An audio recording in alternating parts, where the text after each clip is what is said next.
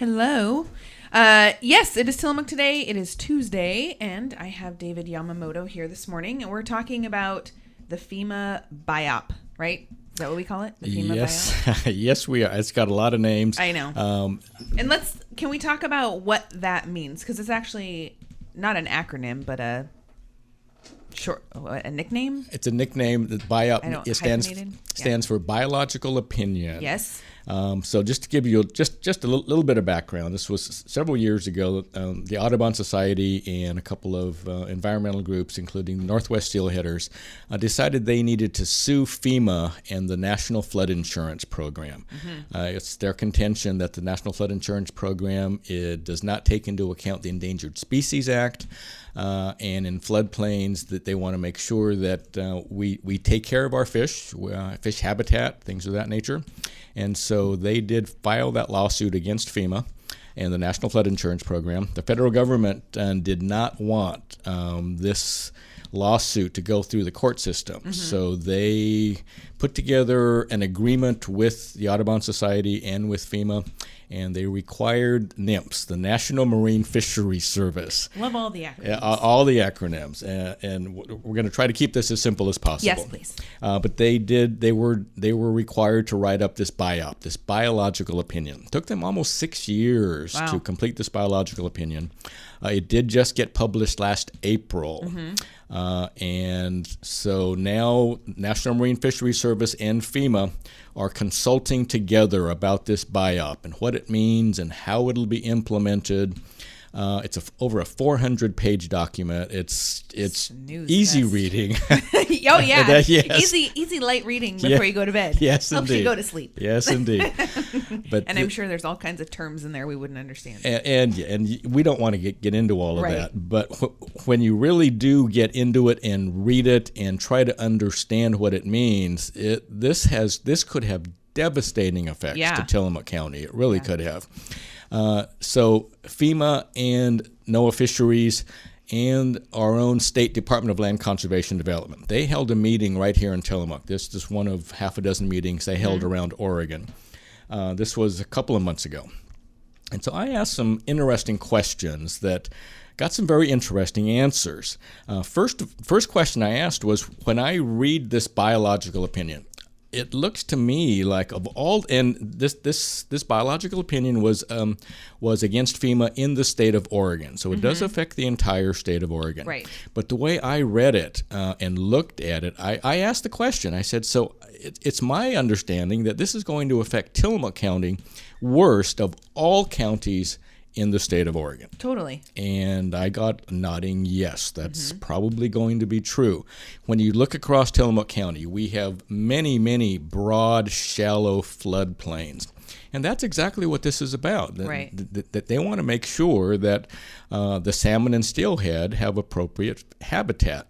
And so they're now considering floodplains, areas that are flooded 3 times a year, twice a year, something like that. They're considering that habitat for our anadromous fish. And again, when you look at what they want to do over the next few years, it's going to be devastating to Tillamook County. So let's talk about what it means, what this means to us. So we talked about, the background of it, and we want to protect the fish, and but what does that mean for the citizens of Tillamook County?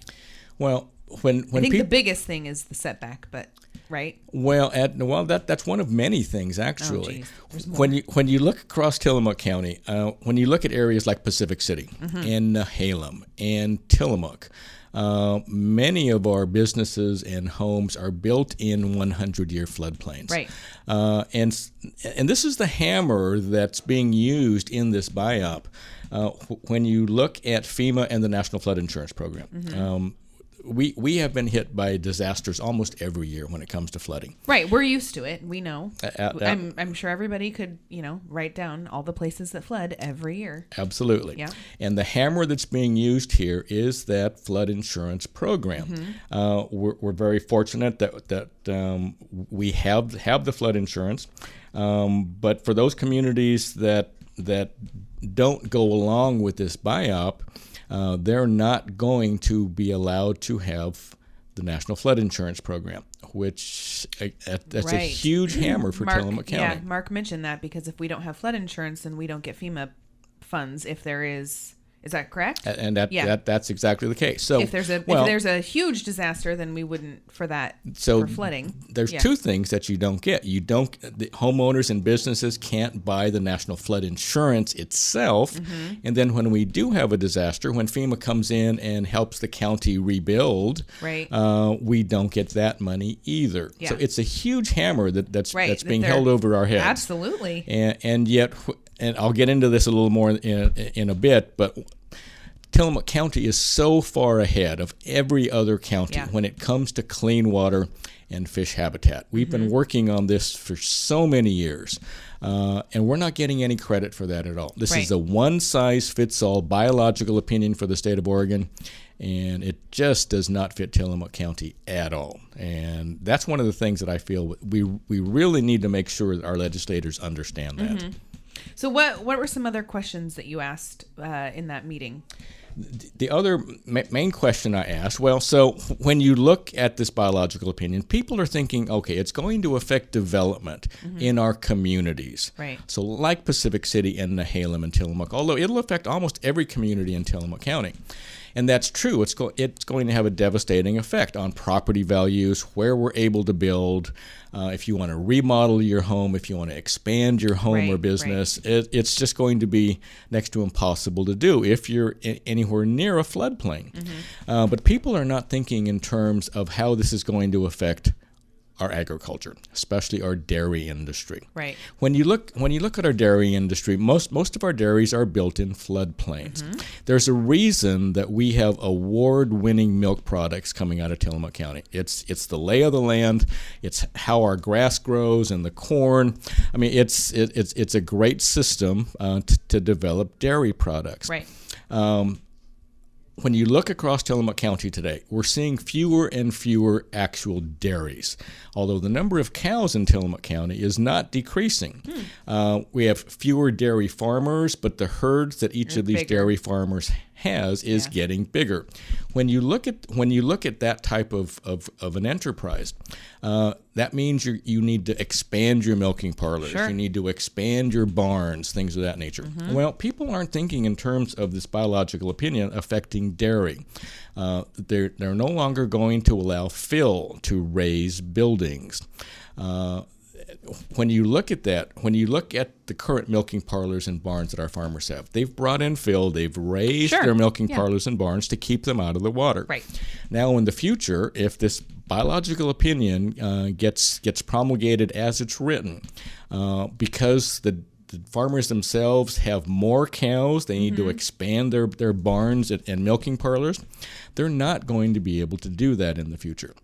So the other question I asked was, I see this biological opinion affecting our dairy industry in huge ways. Sure. At first, I got kind of a quizzical look from especially the people at Department of Land Conservation Development. That don't live here. That don't exactly that and that's don't the thing. live here. These people they don't live here. They don't understand. And that's absolutely the case.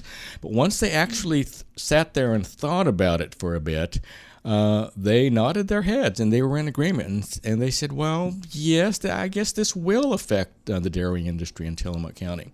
It's not unfortunate. This is a good thing, but we need to be very careful.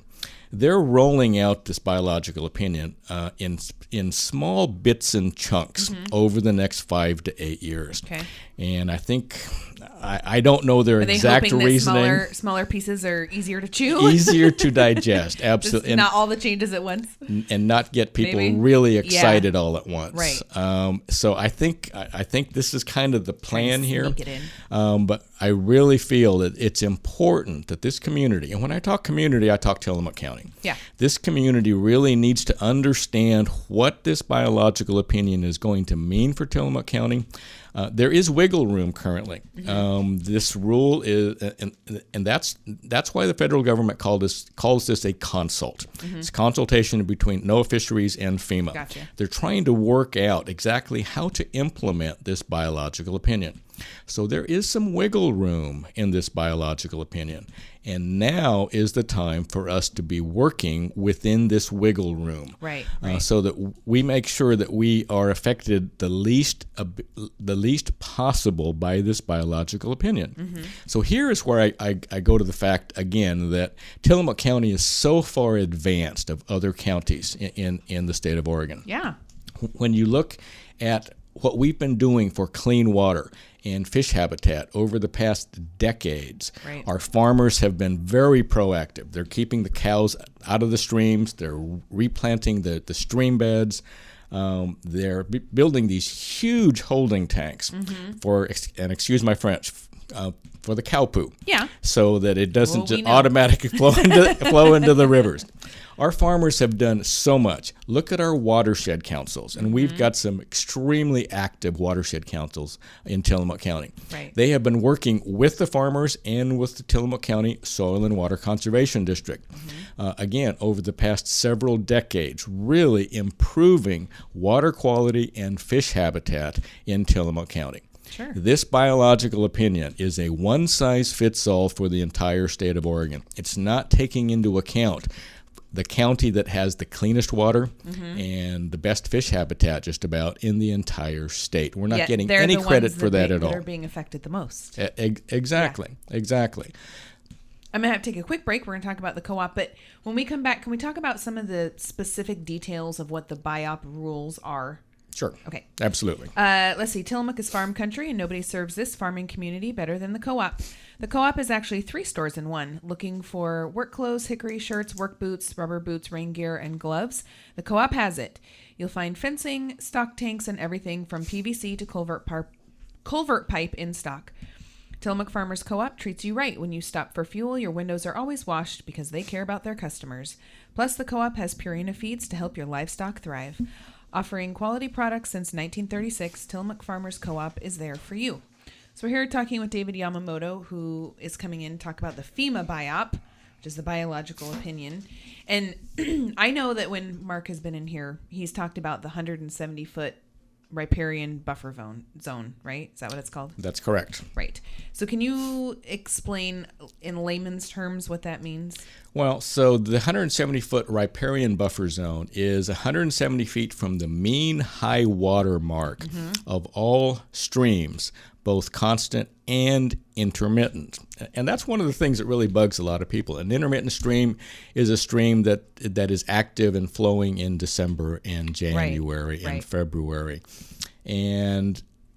But it's an intermittent stream, and it's going to be required to have a 170-foot setback on either side. Oh my gosh, both I didn't realize sides. it was either side. So you're not going to be able to do development in that 170-foot, 340-foot setback plus the width of the stream itself. One of the things, and I don't know if you can address this, that Mark mentioned on Thursday was that if you do, because you have to, if you are in that zone and you want to put an addition on your house, for example, and it's 100 square feet, and you somehow are able to get the permit and all, because you would have to jump through red tape and hoops to get a permit to do that if you were in this zone once this all is done. Absolutely. Like you have to get another, I can't even remember what he said. You have to have somebody come in and do a thing. Anyway, you would have to then add a 200 square foot I can't remember do you know what I'm talking about? It's called mitigation. Thank you. Yes. And is it right there in my brain? That's one of the ways that you can get by this biological opinion. If indeed you're building, want to expand within a flood zone, you can do mitigation. So say you're adding 100 square feet and the flood water is a foot high. Well, so you can mitigate somewhere else. You can get a permit to build or expand your home or business, but you're going to have to mitigate somewhere else. On your property. Not necessarily on your property, but within that same stream system. Could be very expensive, and you're not mitigating one-to-one. If you're taking away you're adding 1 cubic foot of water, you need to take away the minimum 2 cubic feet of water somewhere else as far as mitigation. Now, for a homeowner to do that, it's going to be expensive, but possible. But now think about businesses who are building larger buildings, or think about farmers that are having to build another milking parlor, new barns, or exactly. This gets to be extremely expensive. And when you talk about mitigation, we're not talking just about building. We're talking about tree removal. We're talking about bank armoring. We're talking about dikes.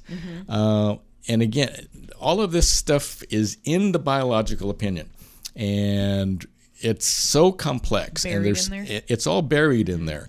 These are things that we really need to sit down as a community, and we need to parse this all out to figure out exactly what all of this means. Right. And we need to come to an agreement as to how we're going to try to handle this within Tillamook County. Waiting, I don't feel, is in the best interest of Tillamook County. If we wait for this rule to be promulgated 5 to 8 years from now, right. At that point, it's going to be too late. Yeah. The rules are going to be there. It's going to be set. These are the rules we're going to have to follow, regardless of what this county has already done when it comes to clean water and fish habitat.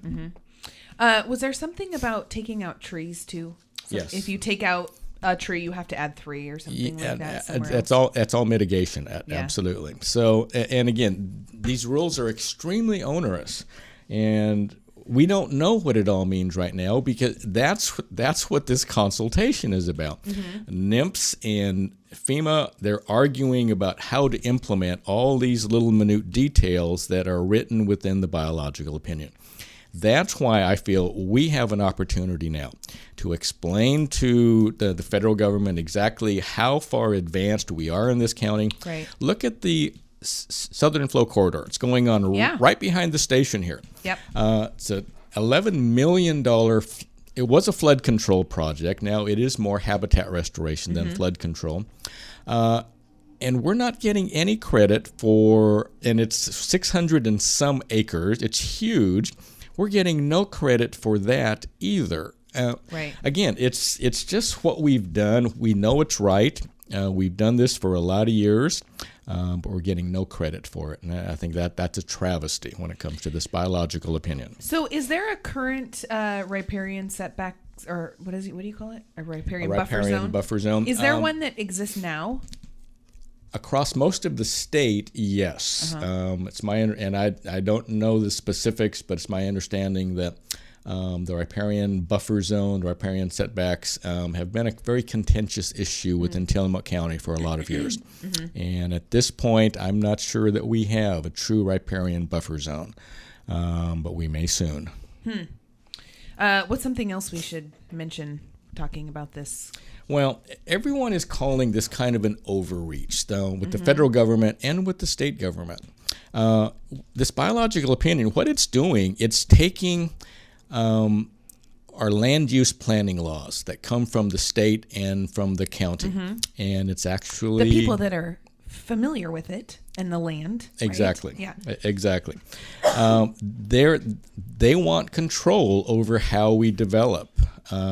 Many people think that's wrong, and many people think it's an overreach. It's not within the purview of FEMA to really dictate land use laws within counties or even states. When you look at the state of Oregon, we've got our state planning goals, 1 through 19. We have probably the most advanced state planning goals of any state in the nation. And yet that's not good enough for the federal government. And they want to come in and dictate exactly how we build, where we build, if we need to mitigate. Again, we just don't feel that it's right. Yeah. It's kind of a scary thing. And did you read through the whole 400 pages? No.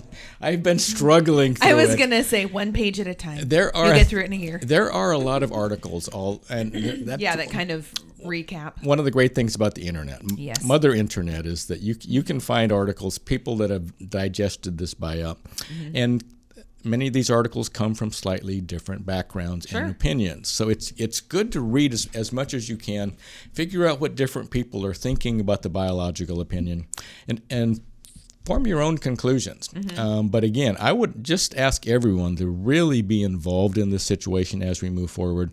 This is not pretty, and it has horrible implications for Tillamook County. Yeah. We're going to take a quick break and talk about Clark's Plumbing. Do you know one of those do-it-yourself kind of guys? They're always telling you to do it yourself.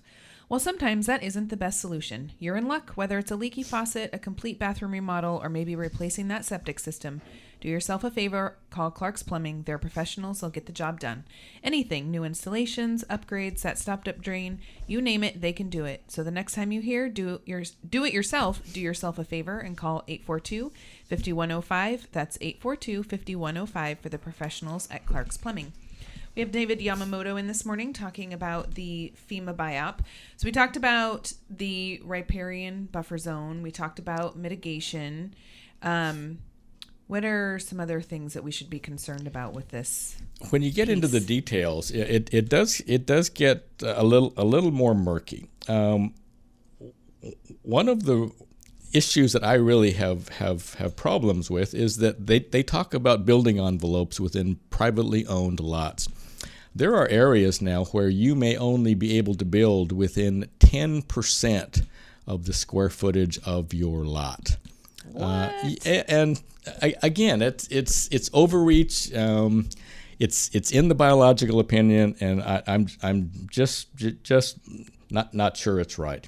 When you talk about mitigation standards, again, you're including levees and dikes, vegetation removal, bank armoring, impervious services such as roads and sidewalks and roofs. Oh, wow, yeah. So I know Leanne Welch at the County Roads Department. Mm-hmm. She has some concerns as to how her road system in flood areas how that's going to be considered. Totally. And where we'll be able to build roads or repair roads in the future. Yeah. I mean, there's so many unknowns in this entire biological opinion, and it's extremely dangerous.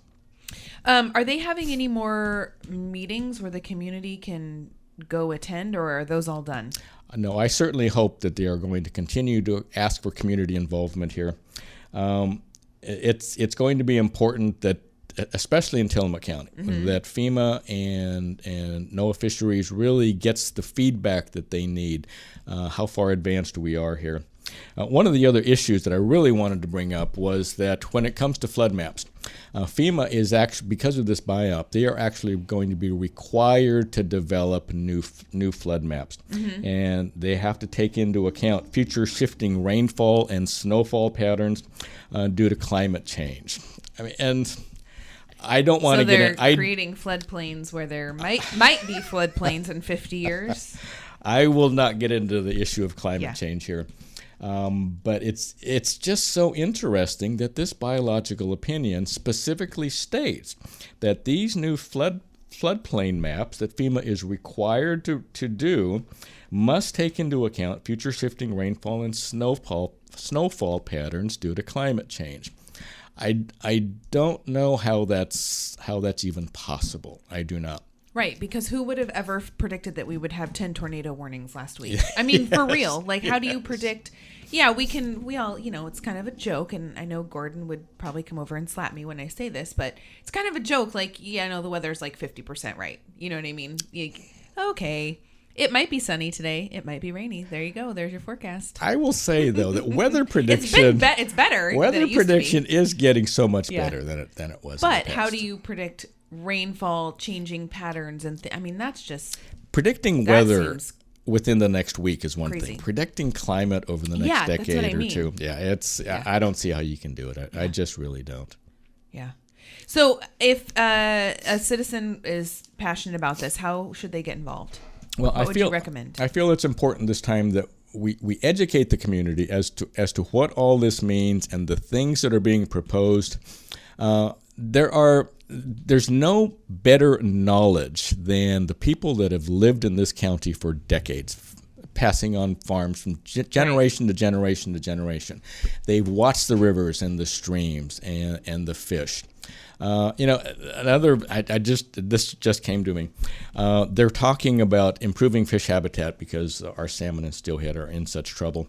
And yet an endangered species that we have listed here in Tillamook County, the endangered coho. It is a listed endangered species. And yet the Oregon Department of Fish and Wildlife, because we have so many wild coho coming back in the Nestucca and the Nehalem systems, over the past several years, they have been allowing a take of wild coho, an endangered species. I mentioned that at this meeting in Tillamook a couple of months ago, and the gal from NOAA Fisheries, she turned around and she had kind of a wild. I'm not sure she understood that or that she realized that was happening. And that's exactly the case. So again, this is just something that the people that don't live here, that live in Washington, D.C. or wherever, they just really don't understand. And that's what I feel this is all about. It's an educational system, except it's not an educational system for the people of Tillamook County. Right. We really need to make sure that the officials that are proposing these rules and are working on the rules and how they're going to be implemented, they need to understand what we've done in Tillamook County, how we do things. When you look at our timber industry and our dairy industry and our fishing industry, they're all intertwined. You can't make changes in one without affecting the other two. Right. And when you look at what our timber industry has done in the name of fish habitat, and the dairy industry and the fishing industry, and again, that's just something that the feds and many people at the state level don't understand the Oregon coast. They just do not. And that's one thing that we need to make sure they understand. So would you recommend people email? Should they email FEMA? Should they email like Betsy Johnson? I mean, who should they contact if they want to express their taste? Our coastal caucus is going to be extremely important in this as we move forward. So yes, Debbie Boone, Betsy Johnson, Arnie Roblin, David Gomberg, all up and down the Oregon coast, because the Oregon coast really is affected the most. It is, and we need to make sure that our voices are heard. And we need to try to make some changes in this very onerous rule that's coming our way. Right. I think when Mark and Brian were in here last week, they said, is it March of 2018 it's supposed to go into effect? Like it's supposed to start? Is that is right? Kind of a start date. That's when the first part of the rules are supposed to be implemented. Right. So we do have a little bit of time. I mean, but it's going to go fast. It is. Yeah. I mean, we're already at the end of October. And when you start talking to the federal and the state governments about changes, it's going to be a slow process. Right. So we just can't sit back and wait for this to happen. We need to be involved now. So absolutely, you need to call, write, email your state legislators, your federal legislators. We need to get everyone involved. We need to make some noise to make sure that people understand not only how much this is going to affect Tillamook County, but again, the most important part is that we need to make sure people understand how far advanced Tillamook County really is when it comes to clean water and fish habitat. Yeah. If you're looking for more information, you can just Google FEMA BIOP. It's BIOP. And there's a biological opinion on the National Flood Insurance Program. National Flood Insurance. In Oregon. And it's got all kinds of stuff. It also has, at the very bottom, email addresses that you can shoot some emails over to the people that are in charge of it, including FEMA people. So if you're interested, go check that out. Google it. It's a really super long URL, so I'm not going to read it because you'll never remember it. Well, thanks, David, for coming in and talking about this. It was good to get some more information about it that's not in legal terms.